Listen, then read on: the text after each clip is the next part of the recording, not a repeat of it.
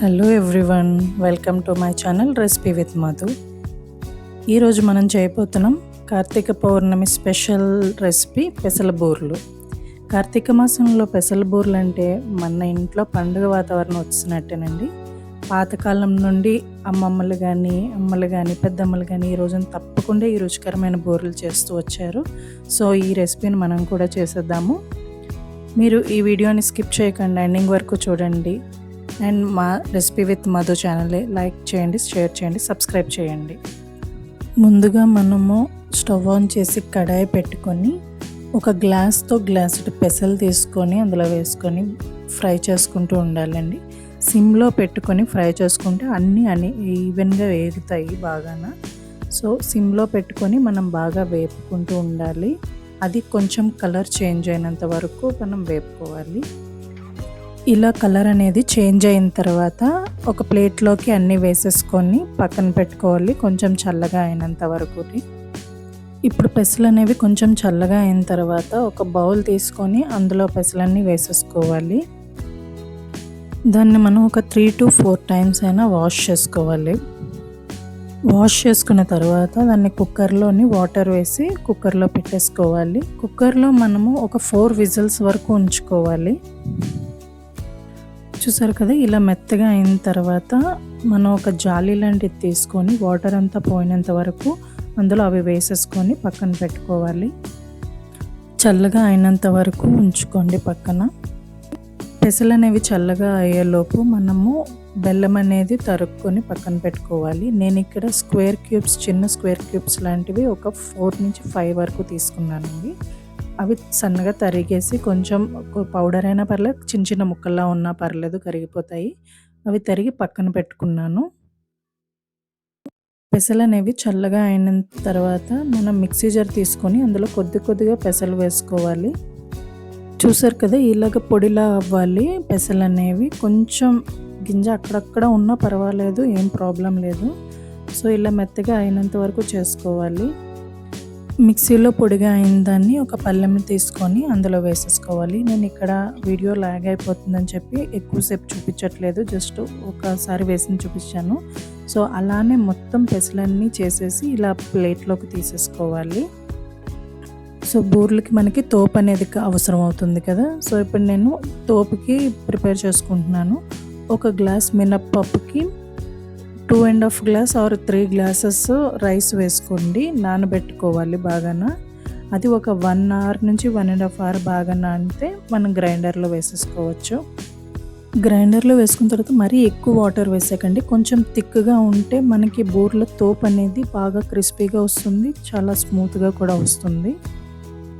చూసారు కదా, తోపు రుబ్బు అనేది నేను ఒక బౌల్లోకి తీసేసుకున్నాను. మనం ఆల్రెడీ తరిగించుకున్న బెల్లం ఉంది కదండి, అందులో నుంచి కొంచెం బెల్లం పౌడర్ తీసుకొని వచ్చి దీంట్లో మిక్స్ చేసుకోవాలి తోపులో అనేది. ఎందుకంటే తోపు కూడా కొద్దిగా స్వీట్నెస్ అనేది రావాలి కదా. సో ఇందులో బాగా వేసుకొని మిక్స్ చేసుకొని పక్కన పెట్టుకోండి. ఇప్పుడు మనము ఒక పెద్ద తెప్పాలా కానీ కడాయి కానీ ఏదైనా పెట్టుకోవచ్చండి. నేను ఇక్కడ పెద్ద తెప్పాలా తీసుకున్నాను. దాంట్లో స్టవ్ ఆన్ చేసి కొంచెం వాటర్ అనేది యాడ్ చేశాను. కొంచెం వాటర్ తర్వాత మనం తరిగి ఉంచుకున్న బెల్లం ఉంది కదా, దాన్ని అంతటినీ అందులో వేసేసుకున్నాను. బెల్లం అనేది బాగా కరిగినంత వరకు కలుపుతూ ఉండాలండి. చిన్న ముక్కలు కూడా ఉండకుండా మొత్తం బాగా మిక్స్ అయిపోయి లిక్విడ్లా అయిపోయేటట్టు కలుపుకోవాలి. బెల్లం అనేది కరుగుతున్న టైంలోని మనం చిన్న మిక్సీ జార్ ఒకటి తీసుకొని అందులో కొంచెం షుగరు, ఒక 10 నుంచి 12 యాలకులు వేసుకొని బాగా మిక్సీ చేసుకోవాలి పొడిలా అయిపోయినంత వరకుని. ఆ పొడిని పక్కన పెట్టుకొని ఉంచుకోండి. ఇప్పుడు ఇలా బెల్లం బాగా మరుగుతుంది కదండి, బాగా లిక్విడ్లా అయిపోయేటప్పటికి నాకు ఇందాకలా తోపులోకి కొంచెం బెల్లం పౌడర్ తీసేయడం వల్ల సరిపోదేమో స్వీట్నెస్ అనేది అనిపించి ఇంకొక క్యూబ్ తీసుకొని తరిగి ఇందులో యాడ్ చేసేసానండి. ఇప్పుడు బెల్లం అనేది బాగా మరిగిన తర్వాత మనం ఆల్రెడీ పొడి చేసి ఉంచుకున్నాం కదా మిక్సీ చేసి పెసలు.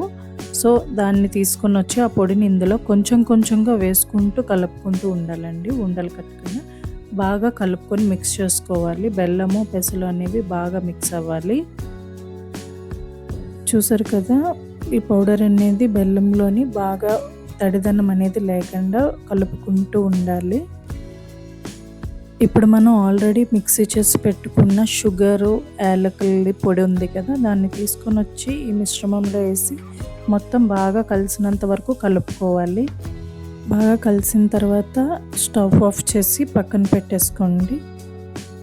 కొంచెం చల్లగా అవ్వాలి. ముద్ద అనేది చల్లగా అయిన తర్వాత చిన్న చిన్న ముద్దలను తీసుకొని ఉండలుగా చేసుకొని ఒక పళ్ళెంలో పెట్టుకోవాలి. సో ఇలాగా అన్ని ఉండల కింద చిన్న చిన్న ఉండల కింద చేసుకోవాలి. మాకైతే పౌర్ణమి నాడు కేదారేశ్వర స్వామి వ్రతం ఉంటుంది. మాకు వ్రతంలోకి 3 పెద్ద బూరెలు అనేవి కావాలి. సో నేను ఆ 3 పెద్దవి చేసుకొని మిగతావన్నీ చిన్న చిన్నగా చేసుకున్నానండి. సో ఇలా ప్రిపేర్ చేసుకొని ఒక పళ్ళెంలో పెట్టుకోండి. ఇప్పుడు స్టవ్ ఆన్ చేసి కడాయి పెట్టుకొని ఆయిల్ మనకి బూరెలు వేపుకోవడానికి ఆయిల్ అనేది యాడ్ చేసుకొని బాగా వేడెక్కనివ్వాలి.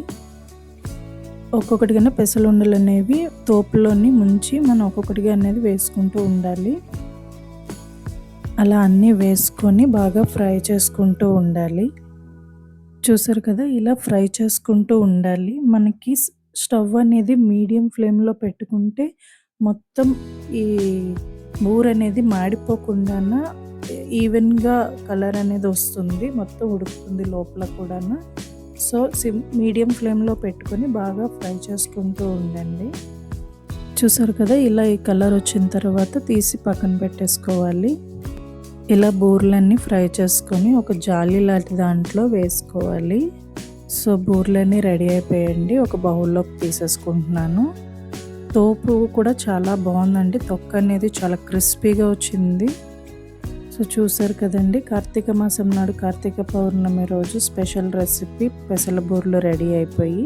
ఈ వీడియో మీకు నచ్చితే కనుక లైక్ చేయండి, షేర్ చేయండి. మరియు ఇలాంటి మరిన్ని పండుగ స్పెషల్ వంటకాల కోసం మా ఛానల్ని సబ్స్క్రైబ్ చేయండి.